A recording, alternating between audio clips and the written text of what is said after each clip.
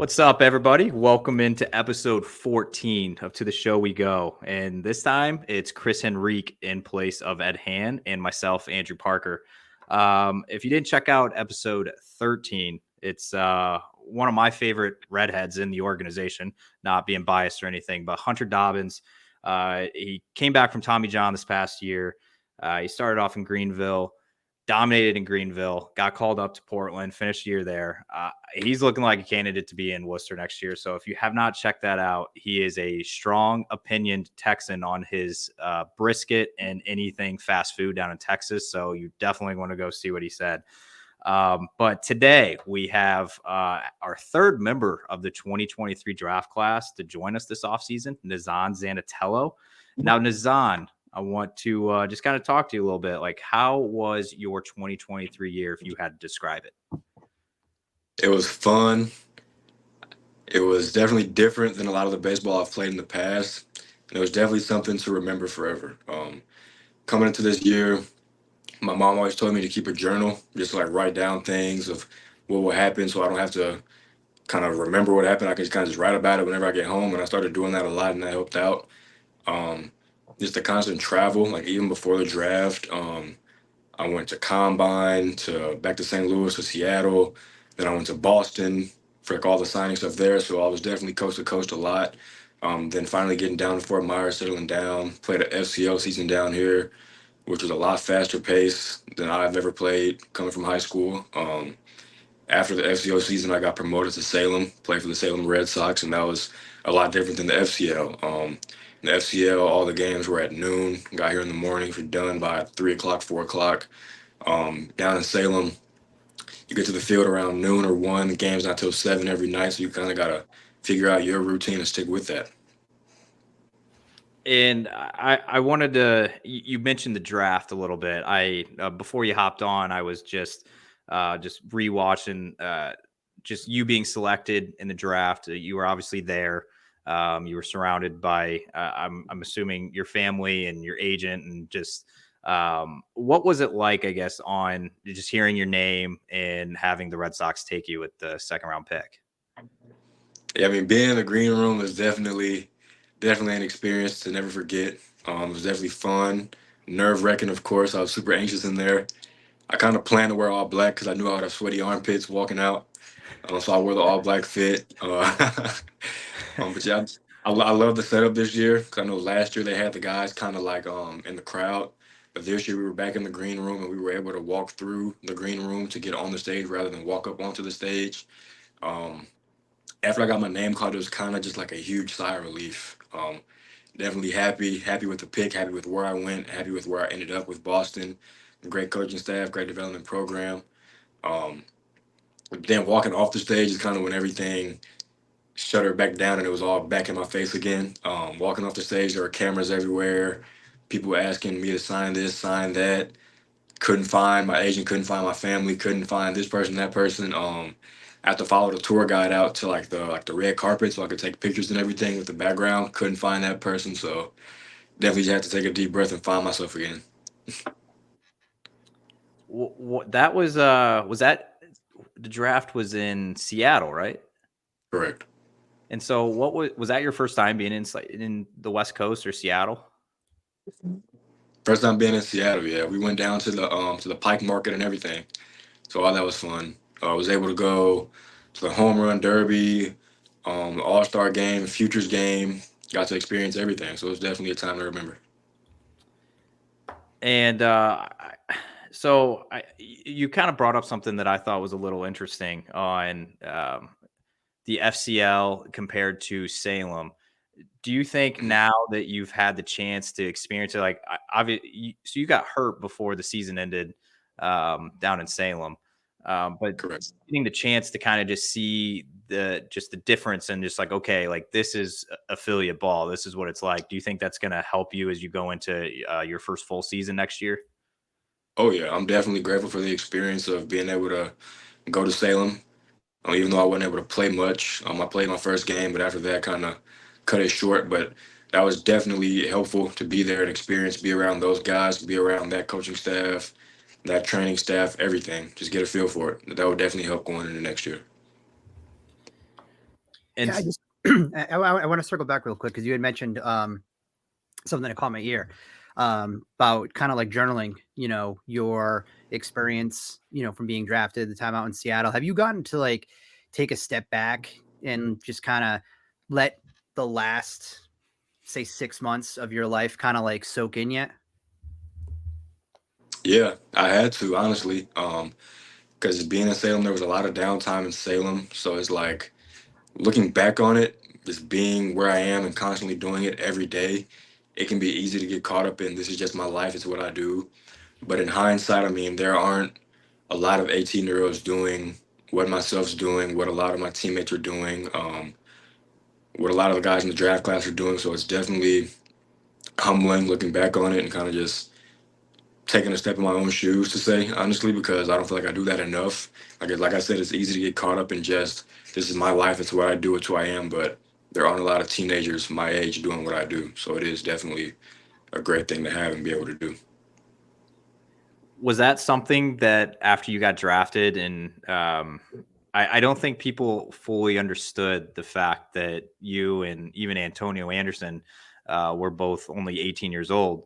Yeah. Because you look at the first round pick and Kyle Teel is obviously like a polished college catcher and he's already 22, 21. So he's, he's obviously in Portland right now, but I don't think people fully understood that like you don't turn 19, I think, until next year, next summer. Yeah, the Um, end of yeah. So I don't think people was that something that when you, I guess, got to the FCL and even with some of your draft class being like, these guys are a few years older than me. Is that something that you kind of had in the back of your mind? it definitely was, but I don't think I took it as an excuse, quote unquote, to like not do as good as these guys, not do as good as this person, that person, because I feel like I'm still there for a reason. I got picked where I picked for a reason.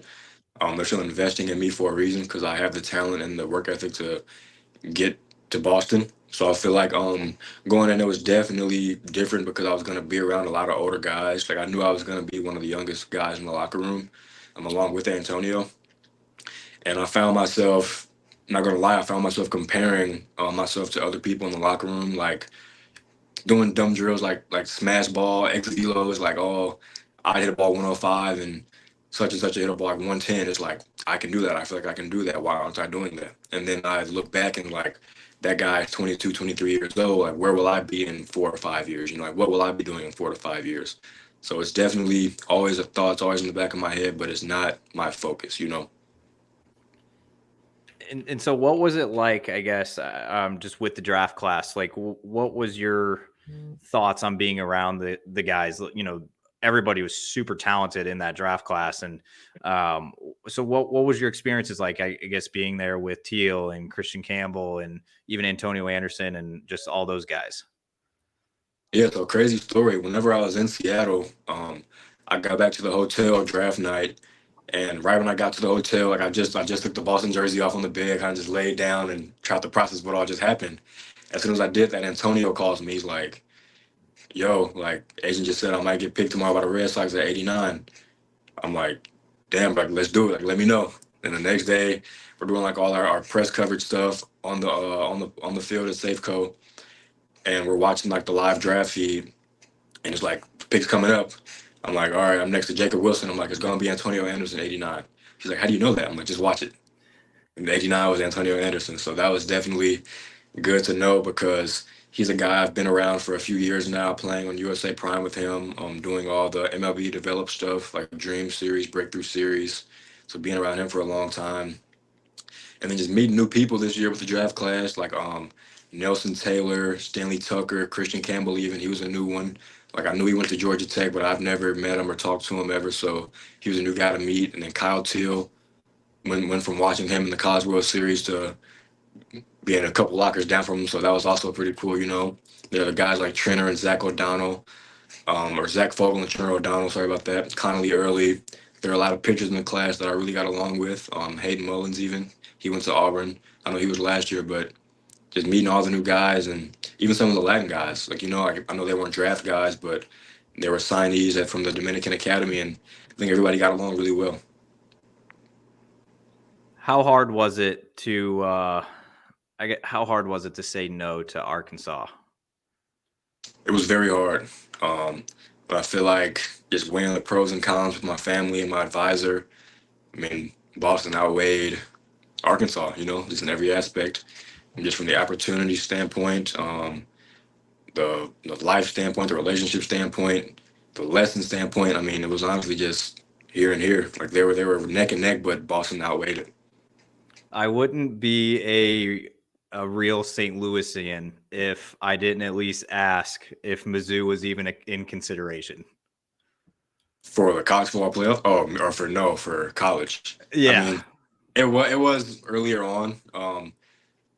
Now I feel like if I were in high school now, it would definitely be a higher consideration. Now that Carrick Jackson's there, Carrick's a family friend of a friend, so I got pretty close with him. And actually, when I was doing my recruiting process last fall, it came between Arkansas and Memphis because Carrick Jackson was at Memphis. So not a lot of people know that, but Carrick Jackson is a great dude to be around. He has a lot of pull, a lot of connections, and he's just a genuine dude all around. Like I still talk to him to this day.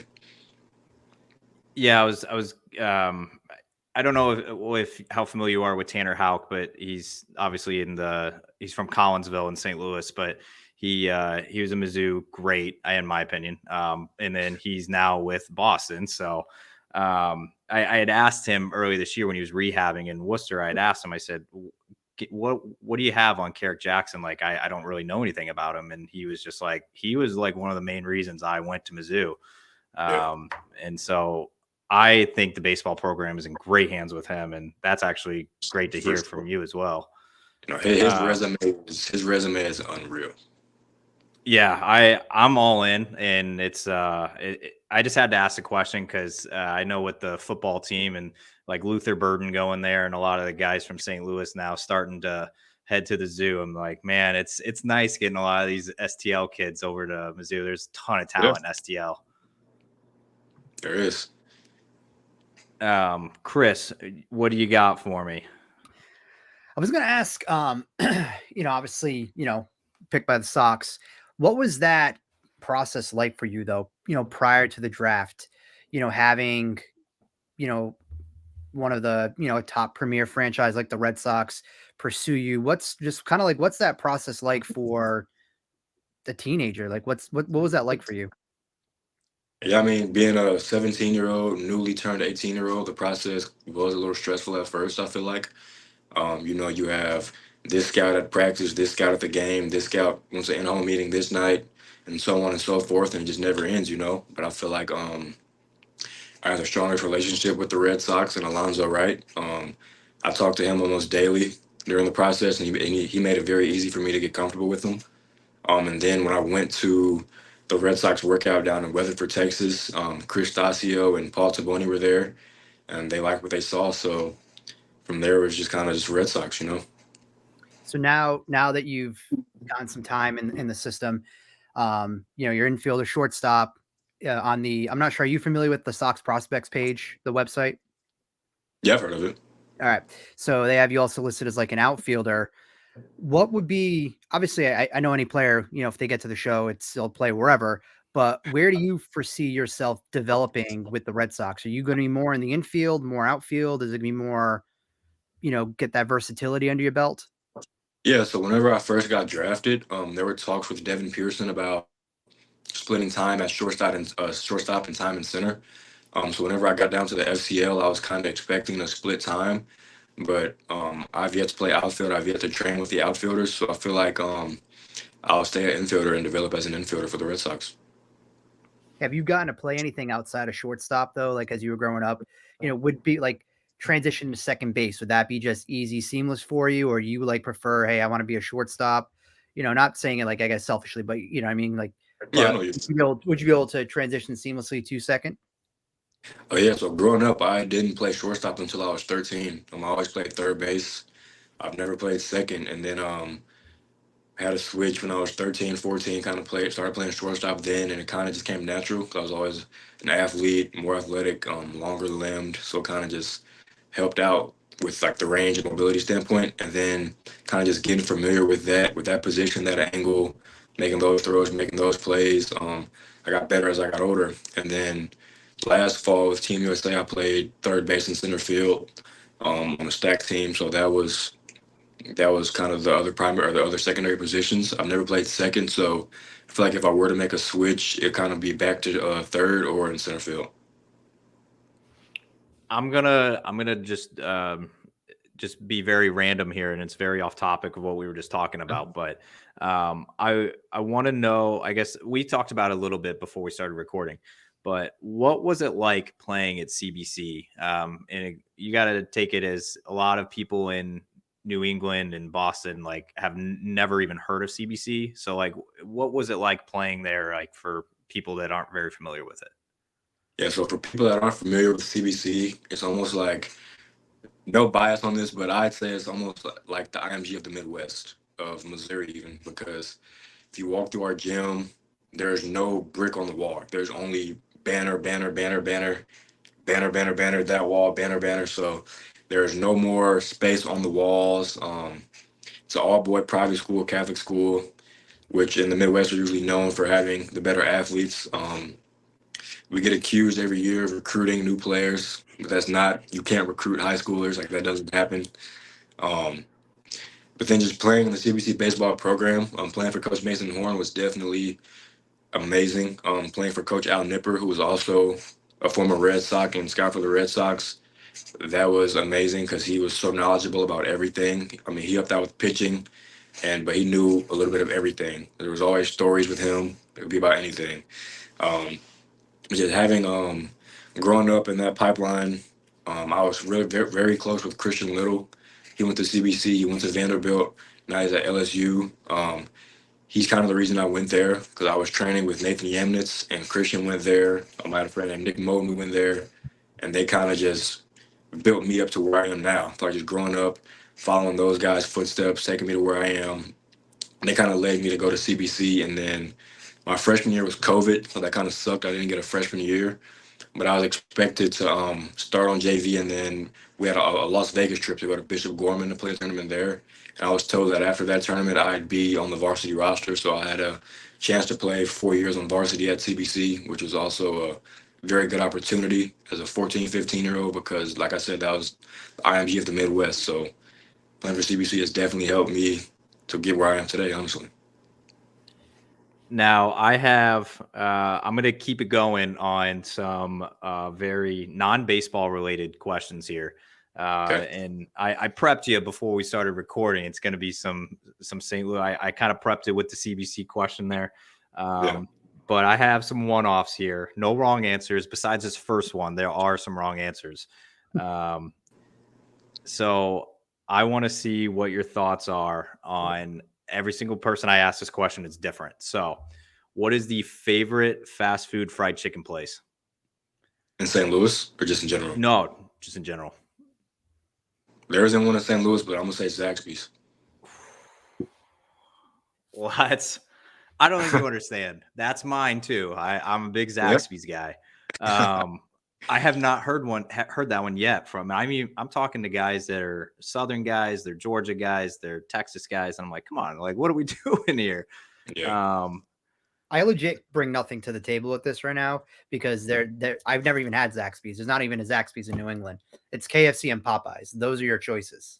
Yeah, Popeyes is good, but Zaxby's is it's not even like chicken wings and chicken thighs and stuff. It's just like chicken tenders, but it's amazing. So good, man. So good. And the Zax sauce, can't beat it. It's I love Cane's. Cane's is pretty good. There's some Cane's in Cane's St. is Louis good, now. They're making their way up this way. But Zaxby's is way better. Oh, I cannot believe that. It's taken 14 episodes for me to find somebody else that has Zaxby's. And I'm telling you, we had Bradley Blaylock, a guy who's from Atlanta, and he's like, there's Zaxby's everywhere down there. And he said Chick-fil-A, which I get it. It's Georgia. So Chick-fil-A. It's Chick-fil-A. I agree with you, man. All right. So the second one is going to be not my favorite question, but it's going to be a question that people aren't going to know the answer to besides me and you. But I'm just going to ask for two of your top favorite St. Louis foods. Yeah, probably Kobe's Japanese Steakhouse. It's like a hibachi spot, and Imo's, obviously Imo's. So you're not a Ted Drews guy? I've never been to St. Drew's. Wow, we'll cut that for sure. We're not gonna let that one air. Yeah, no, I've never been there. What about so I need your opinion on toasted ravs. Toasted ravioli is amazing. Okay. A lot of people, it's almost surprising, just being from St. Louis, it's so surprising whenever people say they've never had toasted ravioli. It's like, how have you never had toasted ravioli? Chris, you ever had toasted ravioli? I haven't. No. No, No. like what are you doing right now? When it comes to food, I'm not a, I'm not. I don't discriminate when it comes to food. I would definitely. Bro, Like, next time, but no, I've never. next time you go to the store, go to like the frozen food aisle and get one of the bags of frozen raviolis. Put them in the air fryer, oven, do whatever. You gotta have them. With some marinara sauce, you gotta have them. Air fryer. There's a like a thing you find on TikTok. People are taking noodles and they throw it in the air fryer and turn into like little noodle chips. So yeah, I could see that. Yeah, you can I make don't know anything. if they'd be the same. I don't know. Another thing that makes it is it's the dipping sauces that the people that are dipping that stuff into is what's making it. So you can just find some marinara. It'll be good, bro. Promise. All right, well, I can get behind the toasted ravs. I'm not a big Emos guy. I just the Provel cheese is too much for me. But what is Emos? Let me jump in because I've only been on your show twice now, 3 times. What's Emos? Emos is like a pizza spot in St. Louis. Okay. But it's only in St. Louis. They're kind of branching out to southern Missouri. There's some in Illinois, but the heart of the heart is in St. Louis. You have now I guess we're on pizza. Do you have like a specific style of pizza that you like? Are you like a cheese? I like thin crust St. Louis style pizza. On my Emos, I get either sausage and mushroom or sausage and bacon. Get some of that with the cheese bread and toasted wraps. That's my Emos order. I just put on 15 pounds, but you even saying that. And you gotta get a peach vest soda whenever you get it too. Vest soda is also a St. Louis thing. And you might as well just throw the red hot riplets in there too with the Luther Burden on the back or the Jason Tatum ruffles or whatever they are. Yeah, they're both good. Well, I think Luther might have Jason B with the chips though. I think so too. At CBC, it was a whole thing like the Luther chips. We would have communion or like mass in school, and like people would bring bags of Luther Burden red hot riplets to school in those days, and they would do like the sign of the cross, with the chips.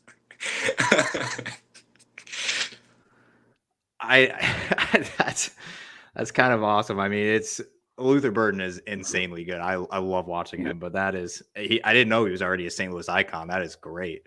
Yeah, it used to be funny. Yeah, it's I feel like it's not going to be out of the realm of possibility that if you ever had the chance to be one of the spokesmen for Emos, you would say yes. Oh yeah, I wouldn't think twice. It's a definite yes. You might need to get your agent on that one. Yeah.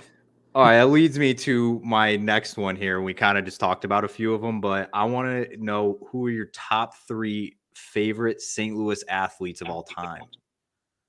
All time. Bradley Beal, Jason Tatum, and Jackson Holiday. He's a St. Louis guy because when Matt Holiday played with the Cardinals, he grew up in St. Louis. And now I'm going to get even smaller with this. Top 3 of your favorite CBC athletes of all time. You might not know this one, but Jeremiah Love. He's a freshman running back at Notre Dame this year. Last year, whenever the football team went to state, he had 5 touchdowns as a running back. And we won the game, like, I want to say, whatever we won by, he had all 5 touchdowns. So Jeremiah Love, once again, so Jeremiah Love, Caleb Love, who went to UNC. He's at Arizona now. And obviously myself. Had to put yourself. I thought it was going to be all baseball players. I thought I was going to hear like Jake Berger and a few other guys. Honorable mention, Matt Vierling, Jake Berger, and Christian Little. Okay. But Jeremiah Love, Caleb Love, and myself are my top 3. Yeah, and it kind of goes hand in hand. It's like I was kind of looking at it earlier, and I'm just like, oh, I knew Caleb Love went there. I knew a couple other guys, but I kind of forgot that Jake Berger went there because he didn't Yeah. even get drafted out of high school, which was Oh, he went to Missouri State. Yeah. absolutely bizarre, man, that guy didn't get drafted out of high school. But Right. um, all right, so I kind of want to. What do you got planned this offseason for you? Obviously, you're down in Fort Myers right now, but what's next for you? I go back home to St. Louis November 18th, up until spring training. So I'll just stay at home, chill, train with Nathan Yemnitz, who I mentioned before. He'll get me right this offseason with strength, mobility, speed, everything. Go to him for everything. I'll get some infield work in with my infield coach, Adonis Smith. He was just with the Royals down in Arizona for their instructs about 2 weeks ago. And then I'll hit a bit with Craig Ringy also. So probably just stay home and train. And do you have any specific goals that you're trying to hit? I know with training or anything, like, is there anything like, do you want to be a certain body weight? Like, is there anything that you have in mind going into next year? Just you want to accomplish that before spring training? Yeah, so when I first came down for the FCL season, my first like official Red Sox weigh-in, I was 186. They put me on the weight gain and muscle mass program, so I've been up to 195.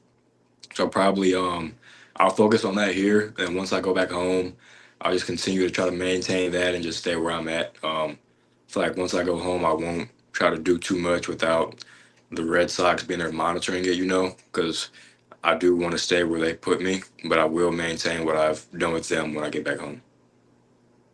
And so, Chris, I have a last one here, but I want to pass it over to you. See if you have any final questions here. Yeah, I wanted to I like to, when we get to the end, kind of chat with you guys on just who you are, like when you're not playing baseball, because there's more to Nazzan Zanetello than you as a baseball player. So I'll fire some random ones off to you, non-St. Louis specific, because I'm from Massachusetts and I know nothing really about that area unless Andrew brings it up. Do you have do you listen to podcasts? And if so, is there a podcast that's like your go-to you need to listen every week? And no, I'm not really a huge podcast guy, but I hear a lot of people talking about the David Goggins podcast. So I'll probably check that one out whenever I do get into podcasts. Is there you more like music, more movies, Netflix? Like, what's more your speed? Like, what's more of you'll find you in your downtime? Yeah, like whenever I'm just lounging around, chilling, cleaning, maybe, I'll definitely put on some music. There's no specific genre, R&B, hip hop, um, older R&B. I like that type of stuff. Then when it comes down to movies and shows, I like Netflix and HBO Max a lot, which is Max now because they got rid of HBO, but Max and Netflix. A lot of good stuff just came out on Netflix that just came out this week. I think with now that the strike is over with that the writers and stuff like that, more of those shows are going to pop out. Do you have a what's your like ideal walk up song? You're going to make your Fenway debut. What would be your ideal walk up song?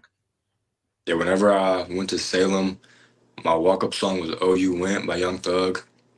So definitely something slower, like a good bass line that's like audible with lyrics, like good lyrics. I don't like the faster stuff. I don't like the stuff with no beat. So definitely something like a harder bass line and some good lyrics. I got one more. Signed your contract with the Sox. What was like the first like little thing that you kind of splurged on that you'd be willing to share? AirPods. Okay. My first purchase was AirPods. Oh yeah. Yeah, I got we went to Waterside Shops, Antonio and I, he's my roommate. We went to Waterside Shops in Naples. I got some AirPod Pro Maxes. So that was my first like big purchase with my signing bonus. All right.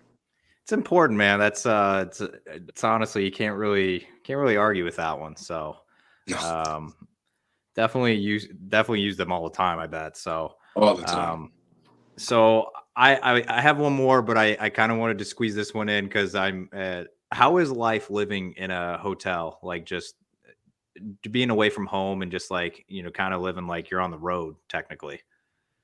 Yeah, I mean, at first, being an 18-year-old away from home. There were two sides of it. There was like a devil on this shoulder, angel on this shoulder. The angel was like, hey, like, I miss home, I miss my mom, I miss my dad, my sister, I miss my family. But then this shoulder was like, I'm finally free, like I can do what I want. I'm away from home, like like no mom telling me to do this, no dad telling me to do that. Like I'm alone. But I feel like after a while the two sides kind of combined. It's like I enjoy the freedom of growing up and being able to be on my own whenever I please, but I also miss the feeling of always having my family in my corner, just being there, walk upstairs, walk downstairs, see them, be around them. So it was definitely, I wouldn't say easier at first or harder at first, but it was definitely different at first. You know what I mean? Yeah, I mean, I just put myself into the shoes at your age, and it's like, you're a freshman in college, like being in a dorm. It's probably kind of the same, where you're just like, I'm kind of happy, like you said, I'm happy to have some freedom here, but also it's like I've never done this before, so it's Yeah. like it's new to you, new to in freshman in college. So I understand it completely. But my final one for you before we let you go.